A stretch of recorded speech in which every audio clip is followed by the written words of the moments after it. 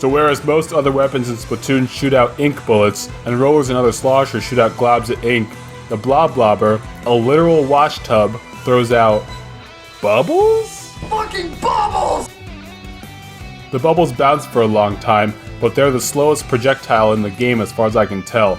This makes the bubbles super easy to dodge. Your opponents can just see them coming from a mile away and take a step to left or right and not get hit by any of them.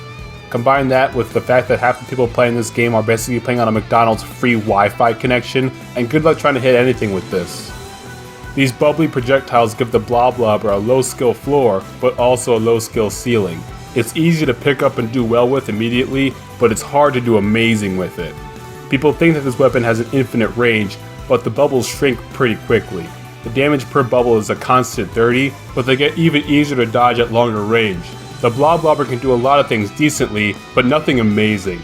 It's incredibly mediocre, and in Splatoon 2, that doesn't always cut it. As far as the meta goes, I think of it more as the Splatoon 1 weapon in Splatoon 2.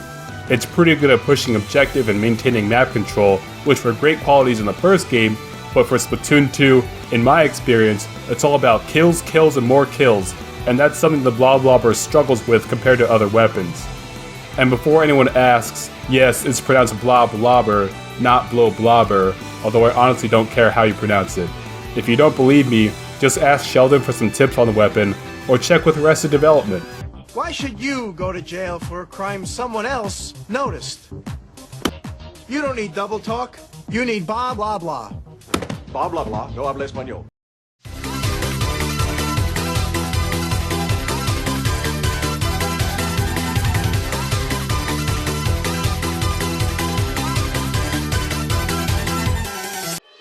The Bloblobber throws out 4 bubbles with each slosh. If all 4 hit their target, it's a one-hit KO. That's really good! But you just said that the bubbles shrink and are easy to dodge. Well, if they dodge some of the bubbles, you can always just...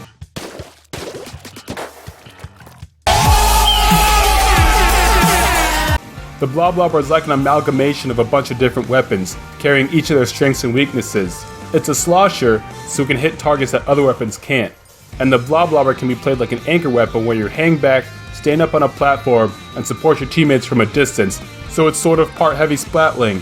And it's also easy to use, and covers a lot of turf, and it's sometimes ass, so it's also part aerospray.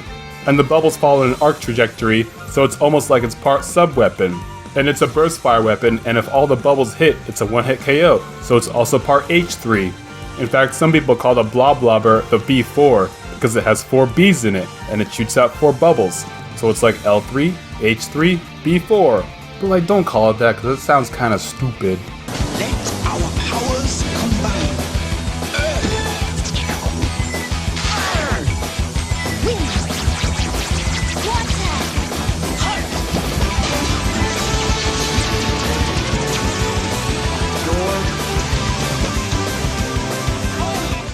The bubbles don't move very quickly like the ink bullets from most weapons in this game do.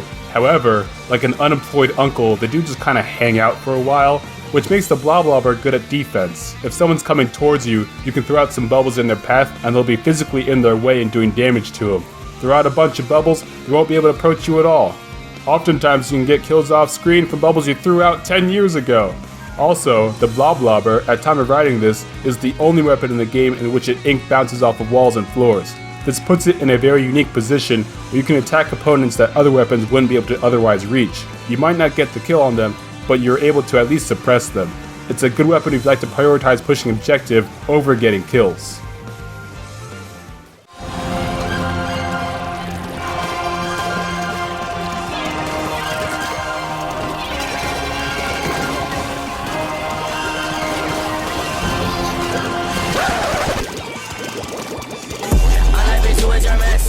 Can't keep my dick in my pants. My bitch don't love me no more. She get me out on life, bro. That bitch don't wanna be friends.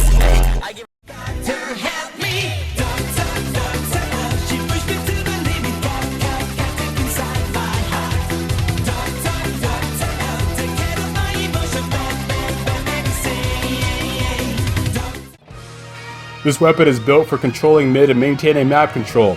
Most Splatoon 2 maps have an area where chargers and spatlings generally stand that overlook the middle of the map, so you can hang out up there, Play sort of like a heavy splatling would and just chuck out bubbles. Some of the bubbles might miss, but you can't miss if you cover everything. They're all about quantity over quality, so just drown your enemies in bubbles. Release the Bubbles.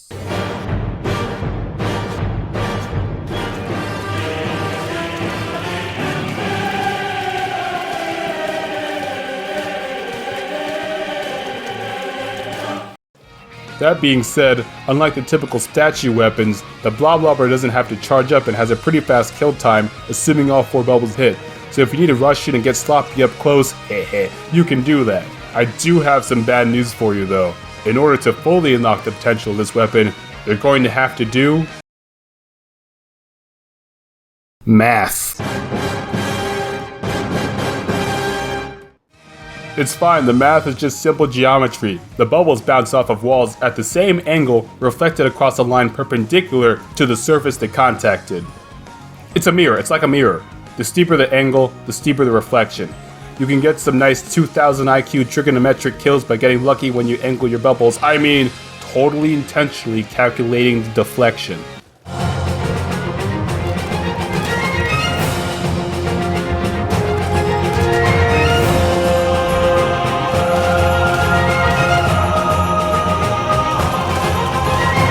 When aiming upwards, don't think of each slosh like you're shooting a shooter, think of each one like you're throwing a sub-weapon out. The bubbles follow a similar projectile arc.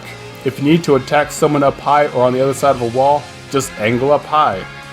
If you need to make a path to travel the stage, throw out one slosh level to the ground and then swim behind your bubbles. If someone is rushing in up close and you need to counterattack, I found that jumping back and aiming downward for an immediate bounce gives the bubbles just enough time to fully form and can get you a quick reversal. Some people like the whip it out method for the Bloblobber, where you whip the controller around during each slosh like a spanking dead ass and make each individual bubble follow a separate path, which can cover turf quickly, especially if you're using some main power up. However, I personally don't like it since it greatly lowers the KO potential of each of your sloshes. Instead, I prefer the aimbot method, where you just rotate around but keep the controller perfectly straight during each slosh so that the bubbles come out in a straight line. It covers a good amount of turf and someone might accidentally run into all 4 bubbles. Like I said before, Bloblobber is a pretty good choice for people who prefer to focus on pushing objective. I don't think there's anyone who's ever going to say, oh no, our team's at disadvantage because our Bloblobber picked up the Rainmaker instead of going around slaying. In Splat Zones, the bubbles cover the zone pretty well. In Rainmaker, you're probably the most viable candidate to pick it up and carry it, especially because immediately before you pick it up, you can throw out some bubbles to make yourself a path to swim through. Same thing goes for Clam Blitz and carrying the Power Clam. Tower control can be kinda tricky sometimes, but your best option on defense is to stand away and above the tower and chuck bubbles at it, and on offense, you should probably be the one riding the tower. If you're using the standard blob, you can throw a splash ball in the tower with a 3000 IQ throw. When choosing which Bloblobber to use, it really comes down to personal preference and playstyle. Standard blob is more defense oriented, and Deco blob is more for turf coverage, but both are good at both. With the basic blob, you got splash balls. I know I've shat on splash balls in the past because other than a few key spots on certain maps, on most weapons that have them, splash balls are mostly useless. However, on a defensive weapon like the Bloblobber, having the combination of Splash Balls and Inkstorm will protect you about as well as saying your competitive Smash Brothers player will protect your virginity. Pretty fucking well.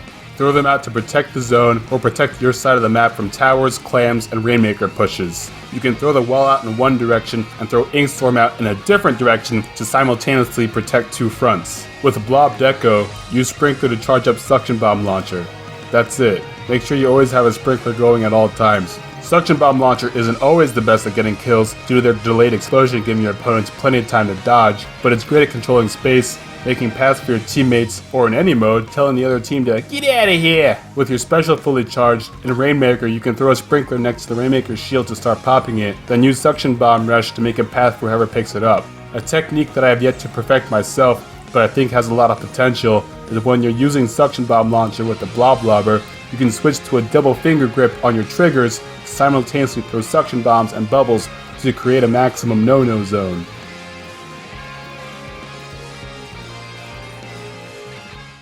Happy, happy doctor, I get lose my control. I'm gonna tell you the way